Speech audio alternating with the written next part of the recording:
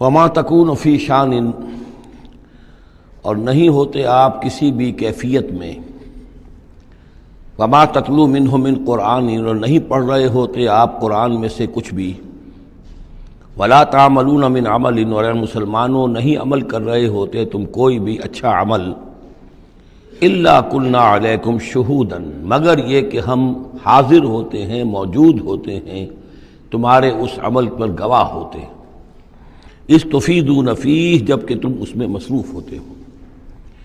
یہ بڑی ہے ایک بشارت والی بات ہے کہ بندہ مومن کو یقین دلایا جائے کہ جو خیر تم کما رہے ہو، جو بھلائی کر رہے ہو، جو نیکی کر رہے ہو، تمہارا رب اسے دیکھ رہا ہے۔ وہ بات نہیں ہے کہ مر گئے ہم، انہیں خبر نہ ہوئی۔ اللہ تعالیٰ تو تمہاری ہر جو بھی ایثار اور قربانی جو بھی تم اللہ کی راہ میں کر رہے ہو، وہ خود دیکھ رہا ہے، موجود ہوتا ہے۔ اس میں دیکھیے خاص کیف ہے، اے نبی، پہلے خطاب ہے حضور سے واحد کے صیغے میں، اے نبی آپ جس کیفیت میں بھی ہوتے ہیں، ما تکون فی شان وما تتلو منہ من قرآن، اور جو قرآن میں سے آپ پڑھ رہے ہوتے ہیں، کوئی حصہ، کوئی صورت، خود پڑھ رہے ہوں، پڑھ کر سنا رہے ہوں، اور اب رخ بدلا ہے اہل ایمان کی طرف، مسلمانوں کی طرف، ولا تعملون من عمل، اور اے مسلمانوں جو عمل بھی تم کرتے ہو، من عمل، کہ جو اچھا عمل ہو، نیک عمل ہو، الا کلنا علیکم شہودا، ہم تم پر تمہارے پاس موجود ہوتے ہیں، استفیدون فی، جب کہ تم اس میں مصروف ہوتے ہو۔ وما یعزب عن ربک، اور نہیں غائب ہوتا آپ کے رب سے، من مثقال ذرۃ فی الارض، زمین میں ایک ذرے کے برابر بھی کوئی شے، ولا فی السماء، نہ آسمان میں، ولا اصغر من ذالک، نہ ہی اس سے کم تر کوئی شے ہے، ولا اکبر، نہ اس سے بڑی، الا فی کتاب مبین، مگر یہ کہ وہ ایک روشن کتاب میں درج ہے۔ یہ روشن کتاب ہے اللہ تعالیٰ کا علم قدیم۔ الا ان اولیاء اللہ لا خوف علیہم ولا هم یحزنون، آگاہ ہو جاؤ، اللہ کے دوستوں پر نہ کوئی خوف ہے، نہ وہ حزن سے دوچار ہوں گے۔ یہ اولیاء اللہ کون ہیں؟ یہ کوئی علیحدہ سپیشیز نہیں ہے، علیحدہ نوع نہیں ہے، انسانوں ہی میں سے صاحب ایمان، جو ایمان حقیقی سے بہرہ مند ہوں، جن کے دلوں میں یقین پیدا ہو چکا ہو، اور جو اللہ کے فضل و کرم سے مقام احسان پر فائز ہو چکے ہوں۔ ان تعبد اللہ کانک تراہ فإن لم تکن تراہ فإنہ یراک، وہ اولیاء اللہ ہیں۔ اللہ ولی الذین آمنوا یخرجہم من الظلمات الی النور، یہ ہم سورہ بقرہ میں پڑھ آئے ہیں، آیت الکرسی کے فوراً بعد۔ اللہ ولی ہے اہل ایمان کا، انہیں نکالتا ہے اندھیروں سے روشنی کی جانب، اور اہل ایمان ولی ہیں اللہ کے۔ الا ان اولیاء اللہ لا خوف علیہم ولا هم یحزنون، اللہ کے دوستوں پر، ساتھیوں پر۔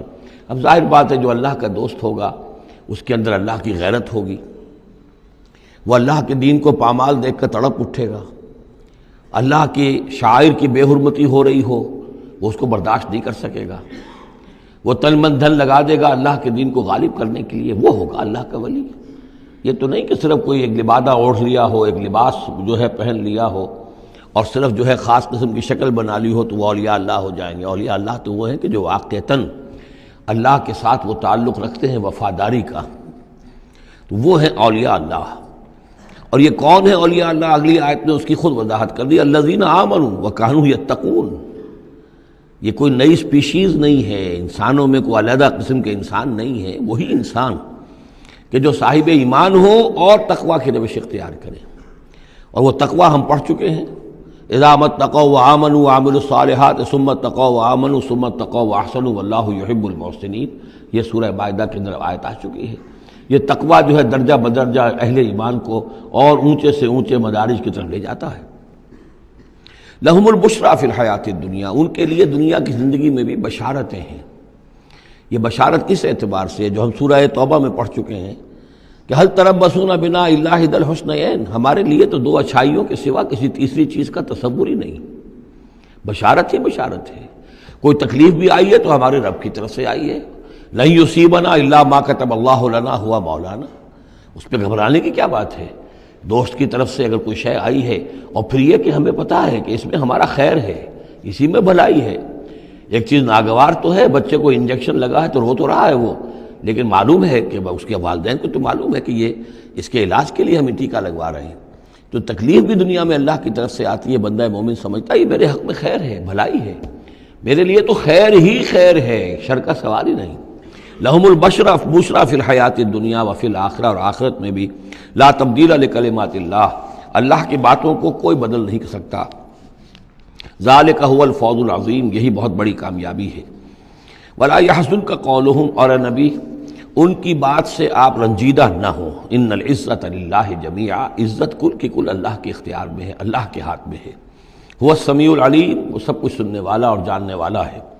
الا ان للہ من فی السماوات ومن فی الارض، آگاہ ہو جاؤ، اللہ ہی کی ملکیت ہے اور اللہ ہی کا ہے جو کچھ بھی ہے اور جو بھی ہے آسمانوں میں اور جو بھی ہے زمین میں۔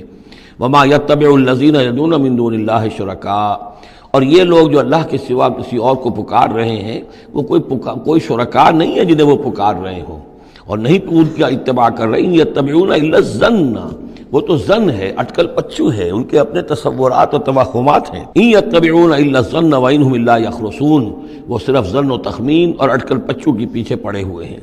هو الذی جعل لکم اللیل لتسکنوا فیہ والنہار مبصرا، وہی ہے جس نے تمہارے لیے رات کو بنا دیا ہے تاکہ تم اس میں سکون پکڑو، آرام کرو، استراحت ہو، اطمینان اور سکون ہو۔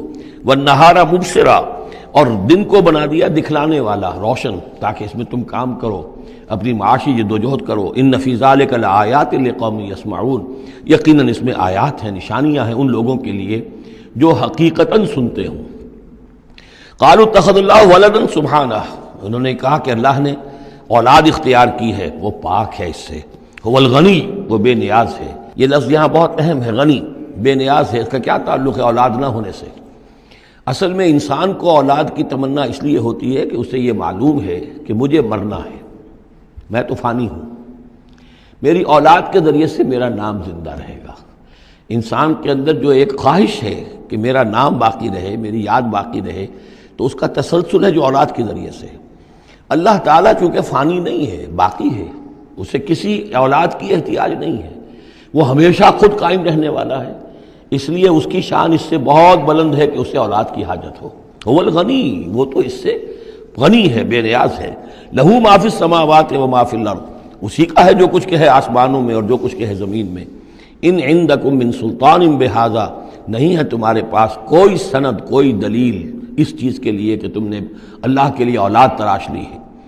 اتقولون علی اللہ ما لا تعلمون، کیا تم اللہ کی طرف منسوب کر رہے وہ چیزیں جن کے لیے تمہارے پاس کوئی علم نہیں، کوئی دلیل نہیں، کوئی سند نہیں۔ قل ان الذین یفترون علی اللہ الکذب لا یفلحون، کہہ دیجئے وہ لوگ جو اللہ تعالیٰ کی طرف جھوٹ باتیں منسوب کرتے ہیں، افتراء کرتے ہیں، وہ کبھی فلاح نہیں پائیں گے۔ متاع فی الدنیا، دنیا میں ان کے لیے ساز و سامان ہے، رہنا بسنا ہے، اس کے لیے کچھ ضرورت ہم نے ان کو ضرورت کی چیزیں دے دی ہیں۔